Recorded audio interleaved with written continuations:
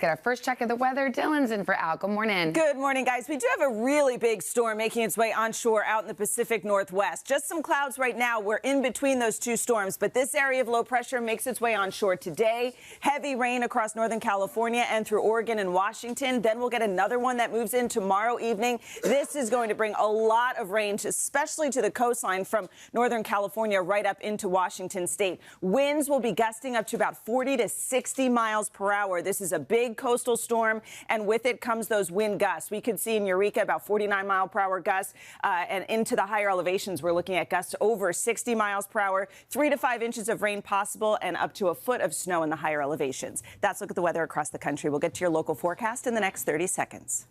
Another check of the weather. Dylan in for Al this morning. Hey, Dylan. Good morning again, everyone. We've got warm temperatures out west, well above average by about 10 to 15 degrees. Enjoy it in Omaha, 70 degrees for a high today. Chicago, even 62. That's going to feel pretty nice. We'll get even warmer as we continue through the week. Springfield up to 66 degrees tomorrow. Cleveland, 64. Cools off a bit up through Sioux Falls, but still 54 is almost 10 degrees above average. Cleveland gets in to about 60 degrees on Friday, then drops to 50 on Saturday. D.C. close to 70 degrees by the time we get to Saturday. And then we are going into next week, see those temperatures stay above average out across the western half of the country. Temps will dip off a bit going into next week across the eastern half of the country, cooler than average. We're also looking at possibly some more wet weather across New England, but drier than average right through the middle of the country, which is a spot we could use some rain. That's a look at the weather across the country. Now here's a peek out your window.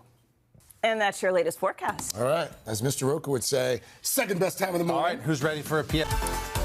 We are back, coming up on 8:15 now. This morning on today's Consumer, America's Penny Panic. Finally, something to panic about. Bad luck. Okay. I've never heard that. Really? No. Well, you should, Thank you, because Maggie. apparently they're quite shocked. the collector's item now. So, Well, now I have this whole thing when you're paying for something and it's $5.42, and the guy's like, "All right, we'll just round it up." Now I don't have any pennies, so it's $5.45. I know. And I'm like, "How about $5.40?" you should be. You know, now we're going to be haggling over that. Yes, Yeah, a penny. that's going to happen. You spent a lot of time thinking about that. Guys, let's get right to it. I got a powerful app. Can we also Congratulations. just say that he's a charm bomb. Well, he's like walking in and it's like a detonation. By the way, of he charm. also makes everybody feel like you're the only person in the room. He's Like I looking was right like, at you. oh, That's sexy, Jonathan right? Bailey loves me, and then I don't know that he does. Right. You know, he's handsome. 21st. Little something extra in your paycheck for that. Next up, Eloise. I'm glad I'm You're good it. with the GZ. Yes. You are. You cross cultures. Next up, it is the one and only that conversation. Al gets all the legends. Of course. boys. No doubt about that. Legends meet legends. To the end of the line, it's like taking cuts. I love Yeah. it. And he deserved it for that incredible. performance. That's Don't we all love- Wait, iconic. I'm like, don't you? I hate that close up. It's so scary. you look gorgeous. It's nice. Oh my God, you look I think crazy. a bunch of us did them. Didn't you do one? I did. Yeah, how about you?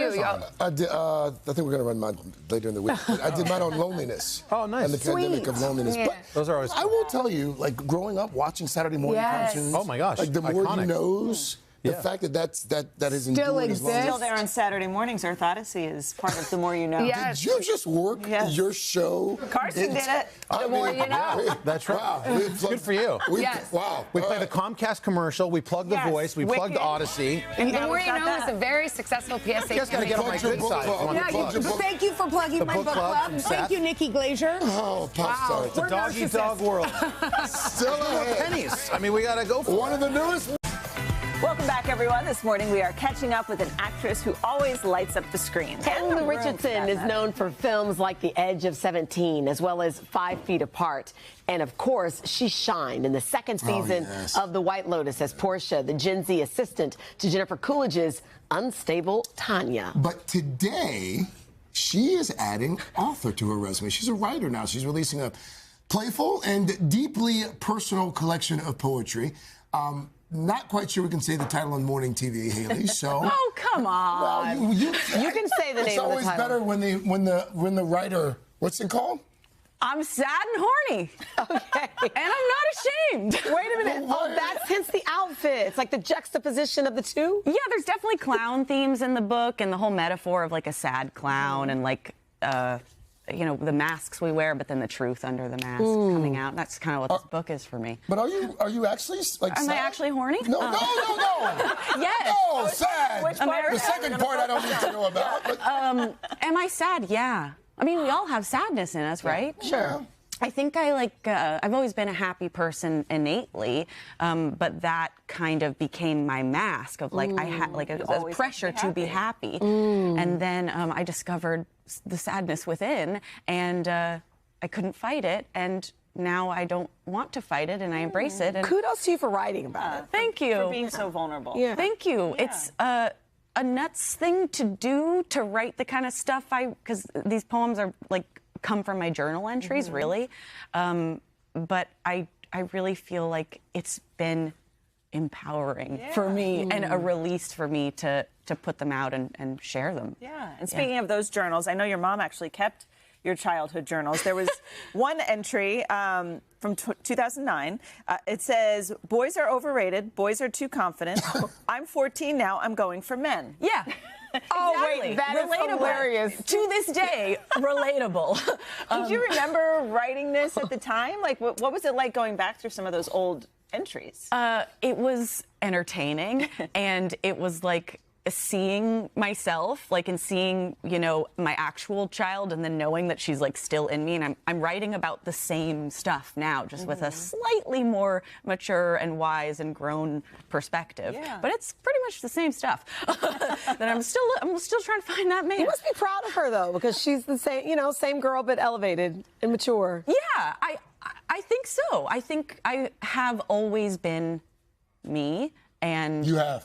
I have. You have. I have. Part of your charm. You know what I like too? Part of your woo. You've had some great roles, like, I mean, White Lotus, don't even get me started, but so many great roles. And I just realized you recently filmed a Peacock show. It's not out yet, but you made a new bestie on set, Amelia Clark. Yeah. AKA the Mother of Dragons. Yeah. Was it love at first sight? It really was. Someone asked me in an interview the other day if I was starstruck by her working with her, and I was like, yes, but as a human. Like, I am like struck by the human star. Like, she's the most generous, like giving, earnest, powerful, but soft human. What a compliment. Yeah. So I was like in awe of her as a human. I like That's that. so great. Yeah. Actress, writer now. Yeah, I'm published today. I know. Today the book's out. Fashionista. You think? But we like to take some credit for your success, because folks may not remember, you were a correspondent here. Jonas Brothers correspondent. You were the special Jonas Brothers correspondent. That was the most professional Look at job this. I've ever had. You were so happy that day. I was like, tears were like streaming down my smiling face. Like, my cheeks hurt from smiling so much that whole day. Because Like, you're just a Joe Bro fan, right? I mean. oh, look at us! I know. So cute. Yeah, that was. I mean, like, I was just so happy. 11-year-old me was out that whole day and having the time of my Been life. to their concerts with this latest Also, my tour? boobs were out too. I haven't. Sorry. Okay, I've sat through more awkward. I haven't been on this tour because I've been traveling a lot, but it's been weighing on me. Yeah. Yeah, that I haven't been. I've had FOMO. You'll get there. Yeah. Right? There's Yeah. still time, I think. Hopefully. Yeah. Are there more shows? Aren't they I like don't know. wrapping You're up? I don't know. They'll have to tell No, us in our they're ear. done. I think they're they're done. finished. Okay. But I mean, there will be another time. You come back anytime. You have an open love having invitation you to here. our show. I love being here. We told you. I literally, anything I ever do, I want to talk about it with you guys. Yay! And next time I'll wear a twerkable outfit. Okay. Because that's your thing. That's my Yes. thing. Yes. That is her thing. Great time to wrap it up, Haley Lu. Thank you. Congratulations again on the book. It is called I Am Sad. And it's out today. And- so make sure you grab a copy. Say it together. Horny. Everyone, 3, 2, 1. You know, Horny. Craig says we need these jobs. Sure. We gotta go. What's coming up, guys? We're back now with our series, The Upside. More than 59,000 runners finished the New York City Marathon this past Sunday, but only one crossed the finish line and then raced on over to Broadway, hitting the stage for the 2 p.m. matinee and the 7 p.m. evening performance of Wicked. Jordan Litz, Wicked's own Prince Fiero, joins us now after his mega marathon on Sunday. Jordan, Well good done. morning. Good morning. morning. Thanks for having me, you guys. I'm really excited to be here. So you tell everyone you're going to run the marathon. You could easily, I'm assuming, ask for a day off, but Yeah. you decide to run the marathon in time to make it to the 2 p.m. performance. So you have to run the marathon well. Yeah, that didn't start out as The epitome of shape right now at this point. So one thing I will say is when I did it a couple of years ago, when people cheer. I'm told, roughly.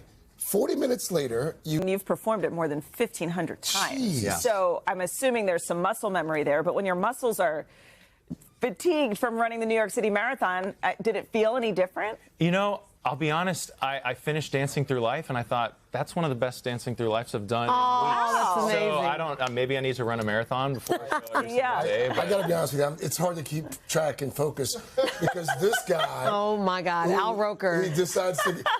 Thanks Yeah, for we're coming doing into a work show, today, man. buddy. We're doing a show. He could have worked In today. his defense, he got in really late last night, so we're letting him sleep in.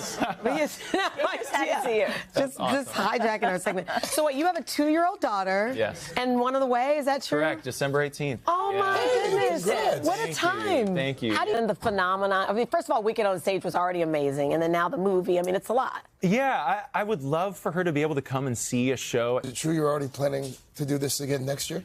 I am signed up for the marathon next year. Yeah. Jordan. And you're Maybe you still take going to the work? day off. I don't know. Well, I don't want to put anything out No, there don't, because yeah. then The the pressure's pressure. on me Locked to in. deliver. But, you know, maybe we go sub-3 next year. And I don't know. How do you top Wow. yourself? Yeah, I don't know. Yeah, let's not Yeah. put it out there yet. No. You should just bask in this. Basket in, for sure. Jordan, thank you so much. Congratulations again. We're like, what is wrong with your friend? He's so weird, man. It's just, it keeps popping up everywhere. So creepy. It's just. Don't. You know, he was on Broadway. He couldn't come into work today, but he can hang outside the I know. studio. Guys, We don't miss apologize. Jordan No, that was as great. don't miss Jordan as Fiyero in Wicked on Broadway. This morning on today's checklist, we are talking about sleep, whether that extra hour of shut-eye this weekend left you refreshed or maybe groggy. We have some strategies to help you slumber smoothly during the busy fall season. Here to help is clinical psychologist. You bet. Glad Always to have happy you to with be us here. this morning. So we just got that hour. Guys, you guys have a crazy schedule, and we'll talk about that. But for most people, if you wake up and then it will make sure that your melatonin hits at the same time every night. So by getting up at the same time every day, you ensure that melatonin starts. So at you're the same giving your time. body a rhythm that it can depend on. You have to Exactly. go to bed at the same time every day? Going to bed at the same time isn't necessarily as important as waking up is. So I'm going to give people a little bit of a break. Fall usually brings colder temperatures, of For course. sure. How does that affect our sleep? So we like the cold when it comes to sleep. In fact, our core body temperature has a tendency to drop at night. I tell people you want to have probably somewhere between a 65 and 68 degree kind of bedroom environment. But a lot of people. good at night. Yeah, it definitely feels good at night. But people should also think about layering their covers. Don't forget, just because it's 68 degrees in your bedroom, you have a microclimate underneath, and so you want to make sure you can pull layers off. Believe it or not, there's now technology out there that can cool you or heat you from underneath the bed. So there's all kinds of really interesting stuff out there to help people sleep better.